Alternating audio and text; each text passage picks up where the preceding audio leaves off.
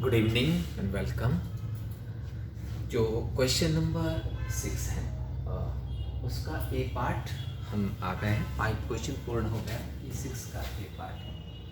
Budget पे ये question है और इकोनॉमिक रिफॉर्म्स को जोड़ते हुए इसमें पूछा गया है कि 91 के बाद से जो हमने IMF प्रपोज्ड रिफॉर्म्स अपनाए थे उनके इम्पैक्ट्स के बारे में ये क्वेश्चन है कि अधिकतर देशों में जब बैलेंस ऑफ पेमेंट क्राइसिस आता है, जो कि 91 में इंडिया को भी फेस करना पड़ा था, तो फिर IMF से हम लोग क्राइसिस से बाहर निकलने के लिए बेल आउट पैकेज या लोन लेते हैं। तो उस लोन का किस्त जो मिलता है वो विद स्ट्रक्चरल एडजस्टमेंट कंडीशनलिटीज़ मिलता है, संरचनात्मक समायोजन की शर्तें। और उन संरचनात्मक समायोजन की शर्तों में जो मेन चीज़ें होती हैं वो एक्सपेंडिचर घटाना, ठीक है, और आपका बजट घाटा कम करना, ठीक है, ये सारी चीज़ें उसमें होती हैं। वित्तीय अनुशासन लाना।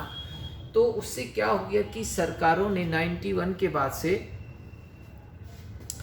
राजकोषीय घाटे को कम करने के लिए, फिस्कल डिफिसिट को कम करने के लिए बहुत सारे कदम उठाए, ठीक है। बल्कि भूतपूर्व वित्त मंत्री यशवंत सिन्हा जी को तो कहा जाता था फिस्कल टेररिस्ट, कि वो राजकोषीय अनुशासन पे बहुत ज़्यादा बल देते थे। बहुत अच्छी बात है, राजकोषीय अनुशासन होना चाहिए, लेकिन समस्या क्या हुई कि सरकारों का घाटा कम करने के चक्कर में बहुत इसेंशियल जो हमारी इन्वेस्टमेंट्स थे, जो होने चाहिए थे एजुकेशन पे, हेल्थ पे, रूरल डेवलपमेंट पे, चिल्ड्रंस पे, वो भी हमने काट दिए, ठीक। और इस कारण से ये कहा जा रहा है कि राजकोषीय अनुशासन और लागत कम करने या घाटा कम करने का दुष्परिणाम सामाजिक क्षेत्र के विकास पे और कल्याणकारी योजनाओं पे पड़ा है। तो ये चीज़ें बिल्कुल सत्य हैं, कुछ हद तक इसमें सच्चाई है। और इस बार के बजट के भी मैंने कुछ पॉइंट्स आपको दिए हैं जिससे ये बात क्लियर होती है कि हमारा जो मतलब राजकोषीय घाटा कम करने का जो प्लान चल रहा है उससे हमारा कहीं ना कहीं सोशल सेक्टर डेवलपमेंट और वनरेबल क्लास जो एकदम मतलब गरीब लोग हैं उनके ऊपर इसका असर पड़ रहा है। तो मैं पढ़ देता हूँ क्योंकि स्कोप बहुत कम है। अदरवाइज अगर स्कोप ज़्यादा होता तो स्कोप ज़्यादा हो तो हम इसमें कुछ आपका ये भी डाल सकते हैं। इस बार की ह्यूमन डेवलपमेंट HDI इंडेक्स जो रिपोर्ट आई है वो भी डाल सकते हैं, बट जो अभी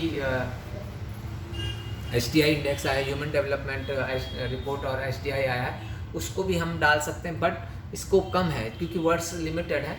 तो इसमें सबसे पहले आपको ये बताना है कि इकोनॉमिक रिफॉर्म्स की क्या सिचुएशन है, फिर ये बताना कि फिजिकल डिफिसिट कम करने का क्या असर हो रहा है, और फिर आपके इस समय के बजट पे आपको सीधे आ जाना है। तो after 1991 an attempt was made to resolve this crisis through the introduction of stabilisation and structural adjustment programme economic reforms. 1991 के बाद जो भी बैलेंस ऑफ पेमेंट क्राइसिस आया था उसके लिए हमने इकोनॉमिक रिफॉर्म्स किए। One of the important part of the stabilisation measures is the compression of the public expenditure, ठीक है, कि लोक व्यय को कम करना है।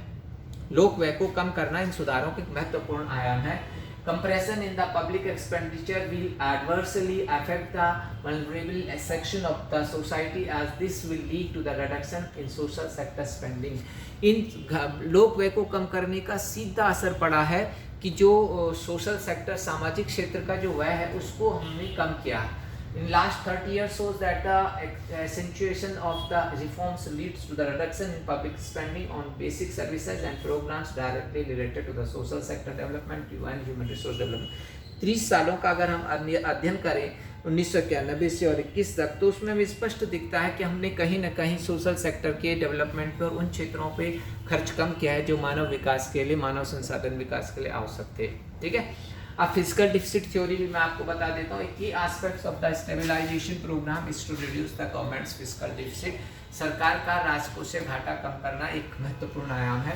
Fiscal adjustment during the reform period have been brought about by reduction public investment. जो राजकोषीय घाटा कम करने वाली जो बात है उसमें भी सबसे महत्वपूर्ण बात क्या है कि सरकारों ने अपना जो खर्च कम किया है वो मोस्टली पब्लिक इन्वेस्टमेंट वाला खर्च कम किया है, कैपिटल इन्वेस्टमेंट वाला खर्चा घटाया है, रेवेन्यू एक्सपेंडिचर कम नहीं किया है। समझ रहे हैं ना, जो रेवेन्यू एक्सपेंडिचर होता है वो सैलरी वैलरी सरकार के अपने खर्चे जो होते हैं मंत्रियों के, जहाज हेलीकॉप्टर वगैरह सुरक्षा, उस पर कमी नहीं हुई है, बट जो कैपिटल इन्वेस्टमेंट है उस पर कमी हो गई है। ठीक है, the social sector expenditure has grown just 7.7 of the GDP between 2015 to 19। 1915 से 2019 तक का जो सामाजिक क्षेत्र का व्यय है वो 7.7% रहा, और इसमें से 7.7% में से 3.1 शिक्षा पे और 1.6 गया आपका हेल्थ केयर पे। बात बताइए कितना कम है, 1.6% ही हम अपने हेल्थ केयर को दे रहे हैं, और रेस्ट टू सोशल सर्विसेज ये 7.7% में कितने लोग जीवेंगे, कितने सेक्टरों को देंगे। एजुकेशन इसी में है, हेल्थ सेक्टर इसी में है, other social segments including housing, urban development, welfare of ST OBC, ठीक है, मतलब आवास, ठीक है, शहरी विकास, SC ST और OBC का कल्याण, श्रमिक कल्याण, लेबर वेलफेयर, सोशल सिक्योरिटी सामाजिक सुरक्षा, इसके लिए भी इस साल सरकार ने बजट में कुछ कम कर दिया।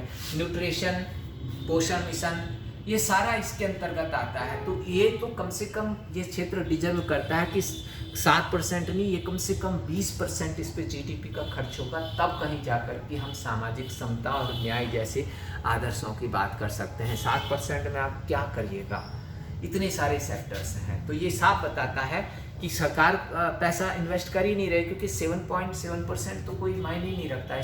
ये सेक्टर तो ऐसे कि इसके लिए कम से कम 25% आउटले होना चाहिए टोटल GDP का। ठीक है, अभी इस साल के बजट में जो मेन मुझे कमियां लगी हैं वो मैं आपको बता दूं। India's union budget falls short to live up to the commitment for its children. Millions of children, girls, boys have been pushed further into the poverty as parents lost income sources, limiting access to the health, nutrition, education and protection। Covid के कारण बहुत सारे लोगों के रोजगार चले गए, उसका सीधा असर बच्चों पे पड़ा। बच्चे गरीबी में धकेले जाते, माँ बापों का रोजगार छिन गया तो बच्चे भीषण गरीबी की चपेट में आ गए। बच्चों को न तो स्वास्थ्य, शिक्षा, पेयजल, आवास जैसी सुविधाओं से बच्चे क्या हो रहे हैं, वंचित हो गए हैं। The budget for children now stand at 2.35% of the total union budget। जो बच्चों के लिए बजट में निर्धारित राशि है वो 2.35% है, सारी स्कीम्स का मिला करके। ठीक है, और there is further reduction from 2.46 into 2021-22।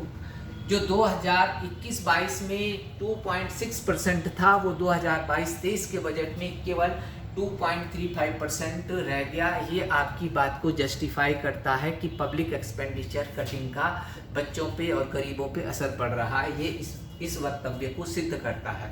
ठीक है, the budget for the children now stand at 2.35% of the total union budget। There is further reduction from 2.46% in 21-22 and is much below the 5% recommended by the National Plan of Action for Children।